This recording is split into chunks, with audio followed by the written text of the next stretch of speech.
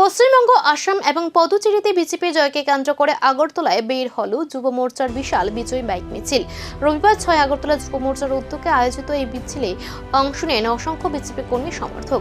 বিজেপির পতাকা স্লোগানে ও মিছিলে উপস্থিত ছিলেন বিজেপির সহ সভানেত্রী পাপিয়া দত্ত, 6 আগরতলা যুব মোর্চার সভাপতি সঞ্জয় ঘোষ সহ অন্যান্য নেতৃত্ব।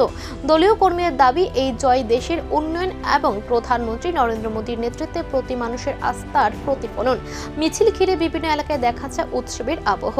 বাইক মিছিল শেষে দলীয় নেতৃত্ব আগামী দিনে আরো সুসংগঠিতভাবে মানুষের পাশে থাকার বার্তা দেন। আমাদের ধর্মনগর উপনির্বাচন, পন্ডিচেরির নির্বাচন, যেভাবে ভারতীয় জনতা পার্টির প্রতি মানুষ আস্থা রেখেছে, বিশ্বাস রেখেছে, ভরসা রেখেছেন, তার জন্য তাদেরকে ধন্যবাদ জানিয়ে আজ 6 আগরতলা মন্ডল যুব মোর্চার উদ্যোগে একটি সুসজ্জিত বাইক র্যালি এখন অনুষ্ঠিত হচ্ছে।